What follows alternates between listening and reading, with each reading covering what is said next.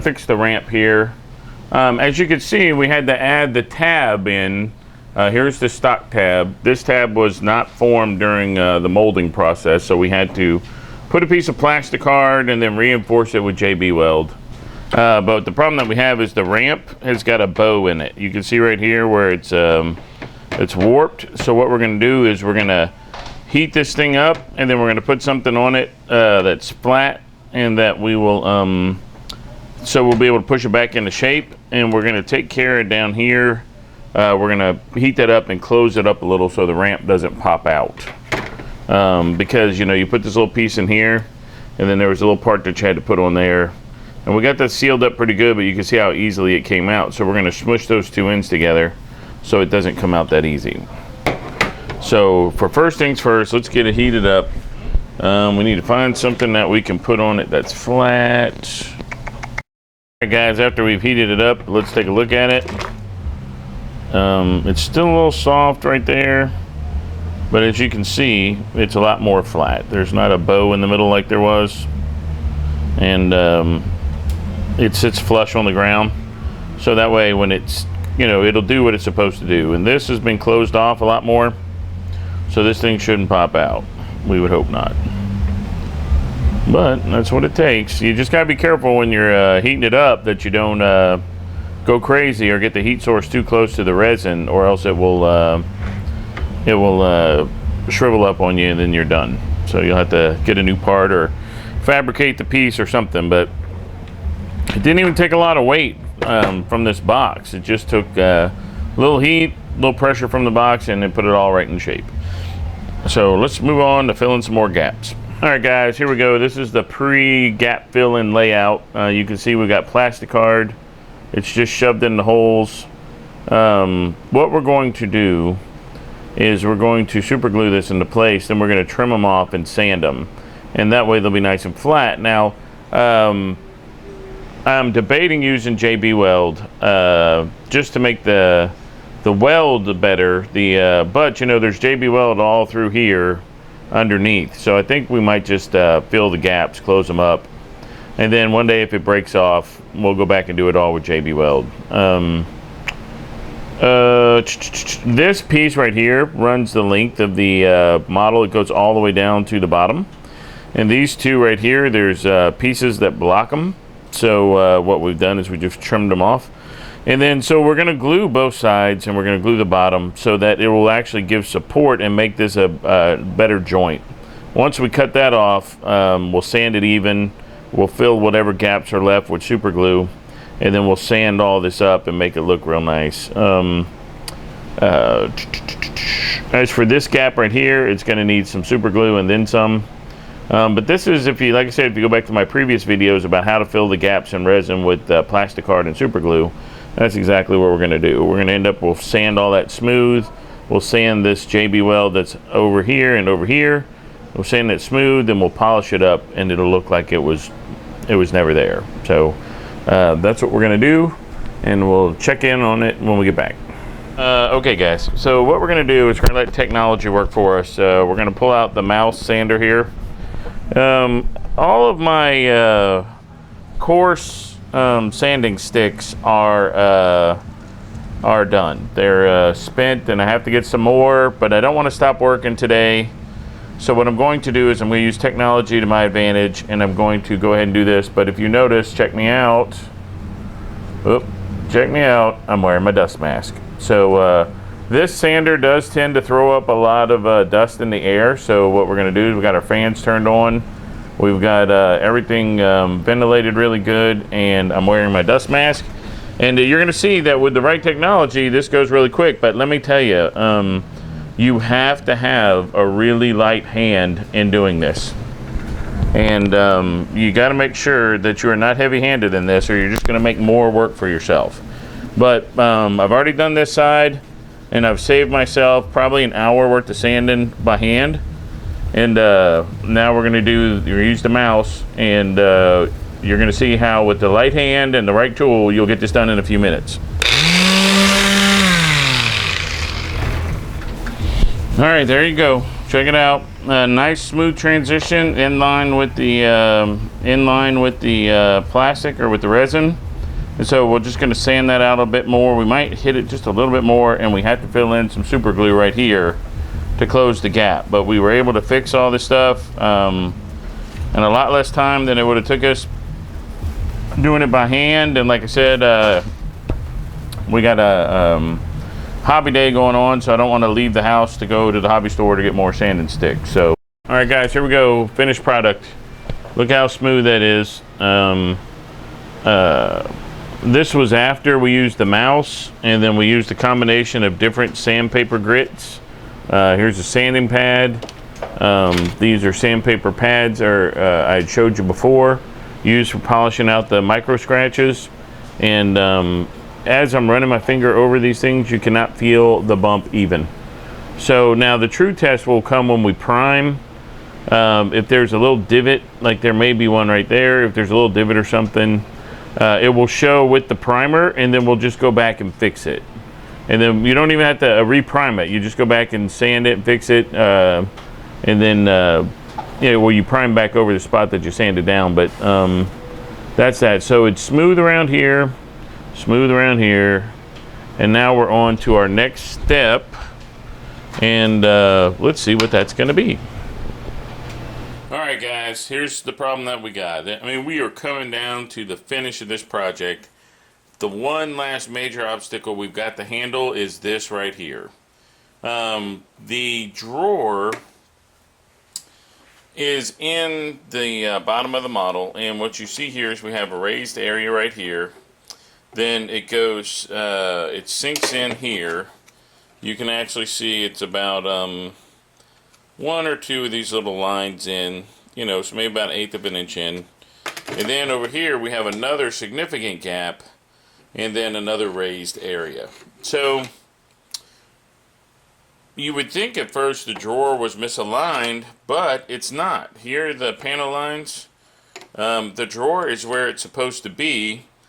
If you remember, we had problems with this part right here being crooked, on this side.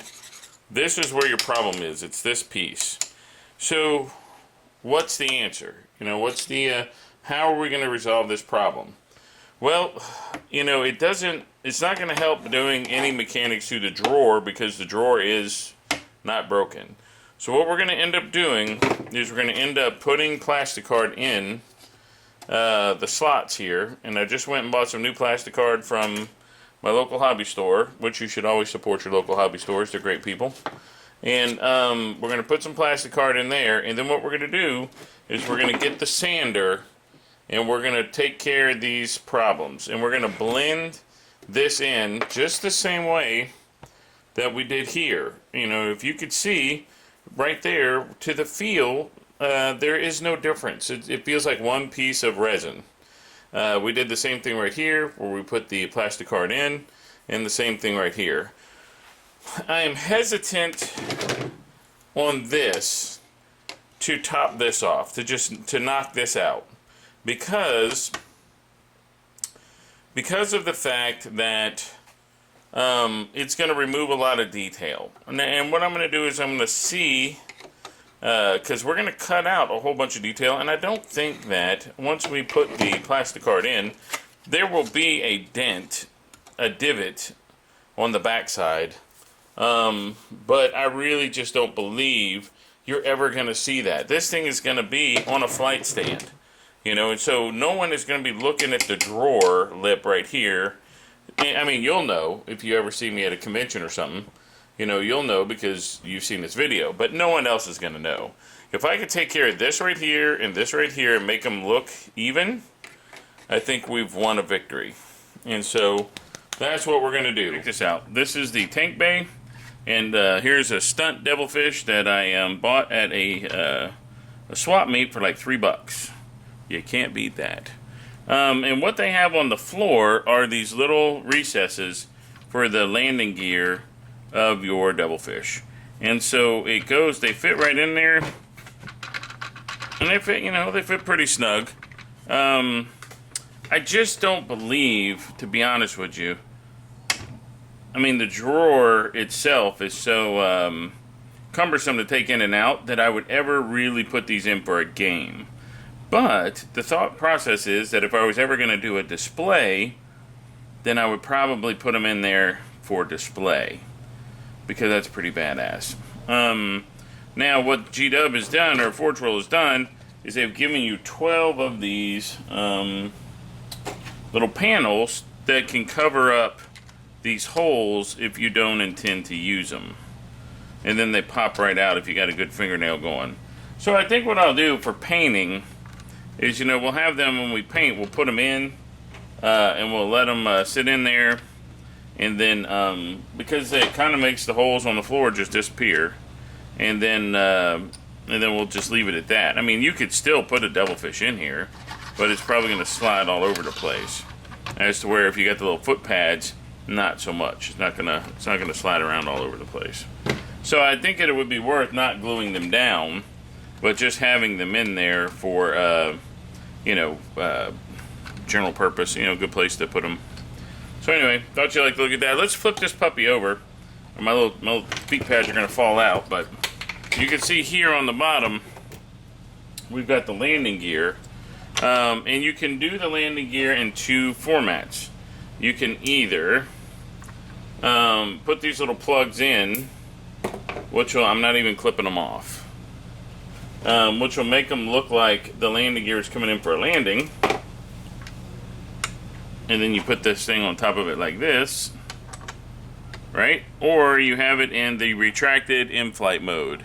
And I am going for the retracted in-flight mode because I don't want to put the whole weight of the model on these little pegs. Now, they're pretty sturdy looking, and it looks like it might do okay, but, typically my models sit in the garage, and I don't want, the heat to get to them and stuff. So we're going to actually just glue these puppies down in place and call it a day.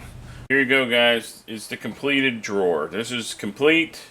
All assembly done. I've got the shelf. It occurs to me now that this probably isn't meant to be glued in place, so that you can hang your crisis suits from it. And you see how these things ride back and forth on the rail? That's where your crisis suit heads attach.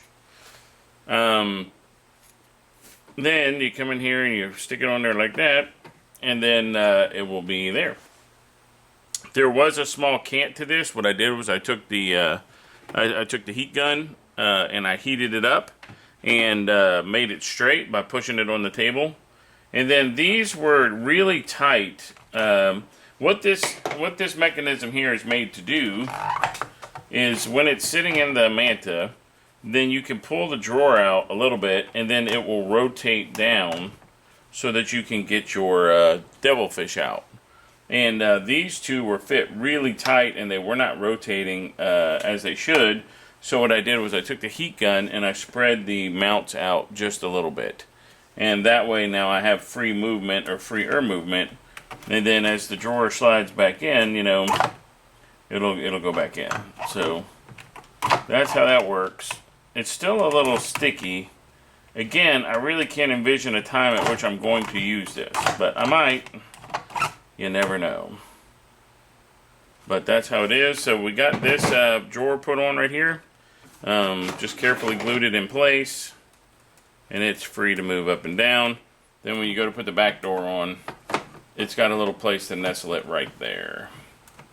Still haven't figured out how those two back door supports work though. And then this will slide in like that, and that's how it is. Small gap over here. I'm not going to worry about it. Not going to worry about it at all. But let's move on.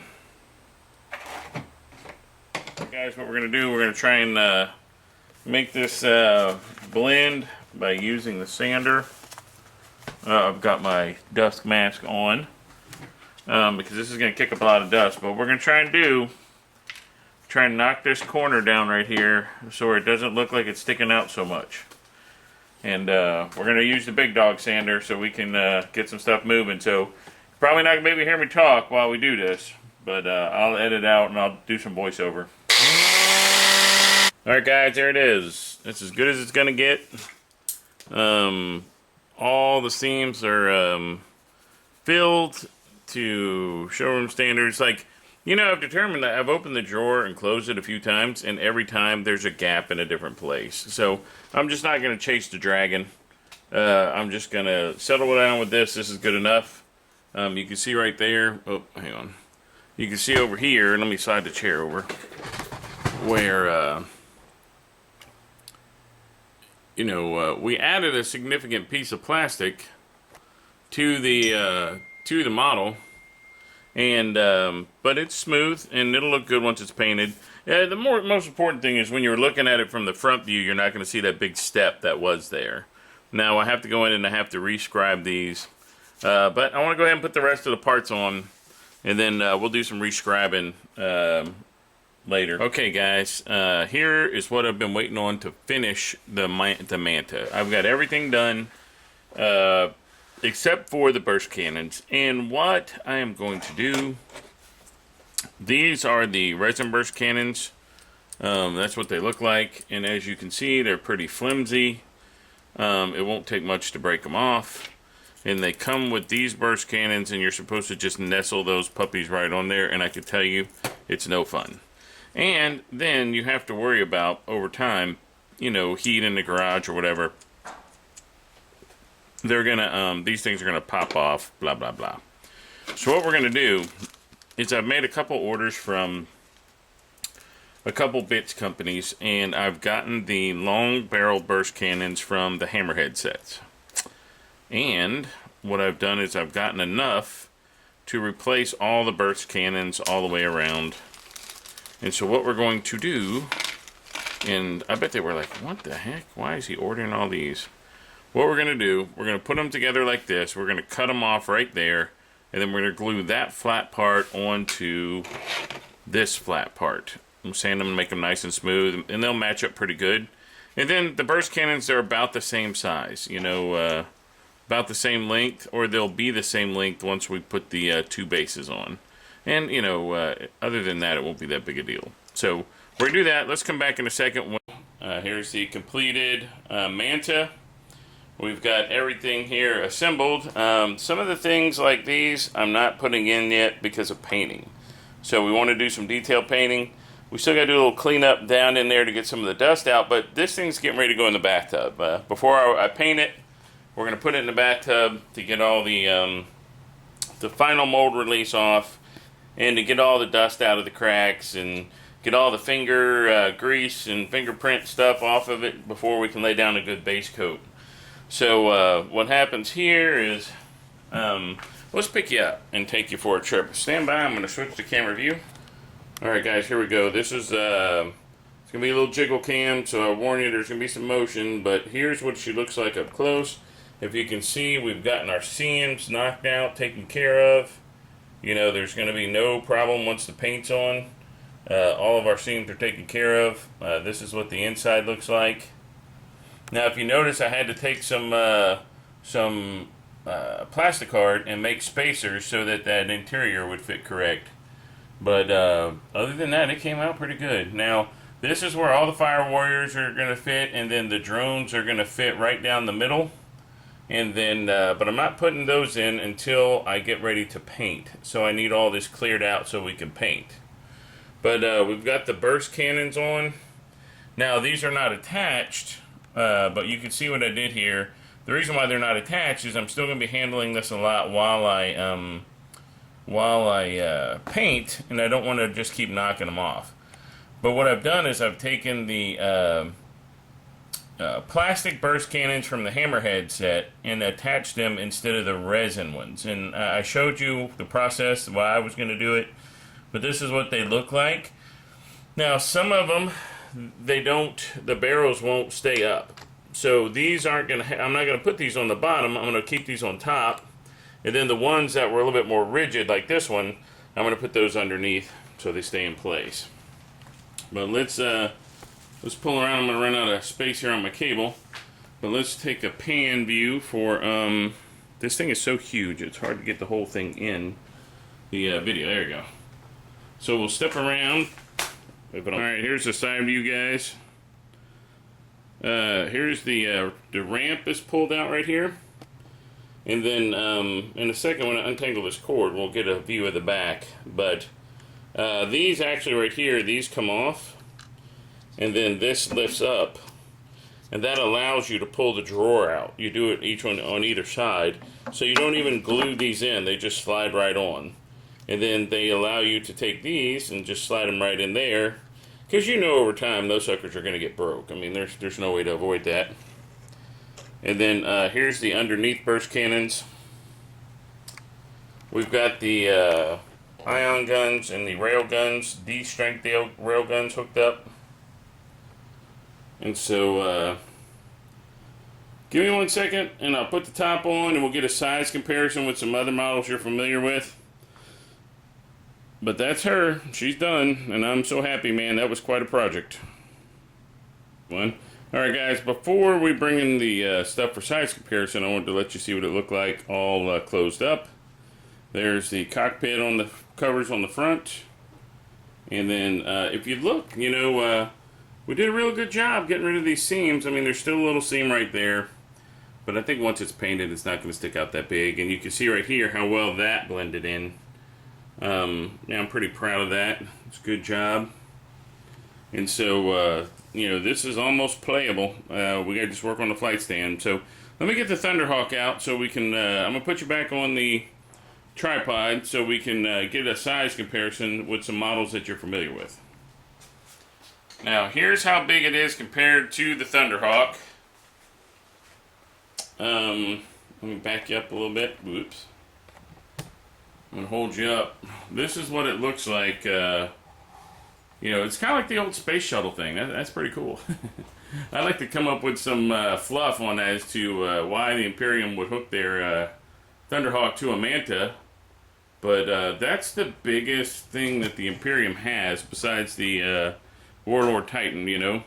And then this is their biggest aircraft for sure, and it is just dwarfed by the bigness of the Manta. I mean, I find that amazing. Guys, here's what the back looks like, just in case you wanted to know. This right here actually comes out and folds up like that, and that's where your hammerheads go in there, and then there's a little ramp. Now this door is not very stable, and there were these things called door supports, but there was no way, they didn't tell you how to put them on. So I have no idea how they go on, but I don't really envision using that all that very often. Alright guys, there you go, man. Here it is, the Manta. Mission complete. We're finished, except for the painting. Man, what a project. You know, and I didn't imagine that it would ever take me this long. You know, golly, it's been months.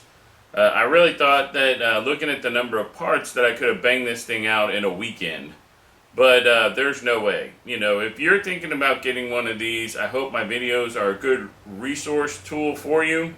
There were a few mistakes I made, you know, but we fixed them, and I think it looks better for the you know, for our efforts. I think it came out very well. The wings are level. You know, the model appears to be has symmetry, so it doesn't look warped or anything. You know, once we get it painted up and put on a flight stand, it's going to look pretty badass. And so we're going to have one more video on this in the near future, which is building the flight stand. And I intend on doing that with some plywood, cut to the shape almost of the Manta, and using 1/4 inch and 1/2 inch acrylic rods. And so basically we're going to make a cradle for it with some rods, and then we're going to set the Manta on top, and hopefully we'll have some stability and be able to use this on the table. We're looking at probably, you know, about 12 inches off the ground. But this is like 50 pounds. So that's going to be a big deal. You know, that'll be a total big deal with the getting the Manta off the ground so that we can play it in games. I mean, because what's the purpose or what's the point in having this thing if we can't play it and enjoy it? So, I've decided that I'm going to paint this thing myself. I was pondering sending it off to another painter, and I've just decided that I'm going to do it myself. I have some stuff coming up, medical-wise. I'm going to be out of touch for a while. But you know, once all that's cleared up, We're going to take this sucker. I'll probably start another video series on painting it. But we're going to end up taking it, putting it in the bathtub, warming it up a little bit, maybe using some baking soda or something to get the rest of this resin or mold release off, getting all the resin out of the cracks and stuff, getting the fingerprint oils off of it. And then we're going to have to set up a special place to paint it because it's so big it won't fit in my paint booth. But I'll let you guys in on that, when it happens. And but I wouldn't be looking for that for a couple months. Got the holidays coming up, and I'm gonna be out. I guess I'm gonna be out for about 6 weeks with the medical crap. So that's about it. I've really enjoyed building this and having you guys along for the ride. There's some people who said that they're following it because they have their own Manta. Others just following it for the enjoyment of watching something this big go together. It makes me happy to put stuff like this together. It keeps me in the hobby, to be honest with you. I haven't played a game in a long time. But that's going to change. December, we usually have Apocalypse. I don't know if she'll be painted for that, but, if I got the flight stand, I may put her in and spend my 2,000 points and 30 hull points on flying this puppy around the table, blowing stuff up. Who knows? It's amazing. But I sure appreciate your time, and I appreciate you guys sticking with me, through all this. Who knew it was going to be like 10 videos? Even the Thunderhawk didn't take that long. Heck, Thunderhawk didn't take half that time. But hopefully, if you've got some questions about the build, let me know. If you figure out how those dang door supports go in there, give me a call, or send me an email or whatever, because I sure couldn't figure out how to put them in there. And I think the door doesn't work as it's designed because of that. But like I said, you're not going to have this thing, you're not going to be pulling that drawer off very often. I promise you that. First of all, it takes 2 people to get the drawer off, and you have to manipulate the model all over. And that's not bad as long as it doesn't have stuff like the burst cannons on it. But the more you handle this thing, the more you're going to be snapping them off. And that was one of the reasons why we got away from the resin and went with the plastic barrels. So I probably will not attach these permanently. I had thought about magnets. I don't know. We'll figure that out after we paint them.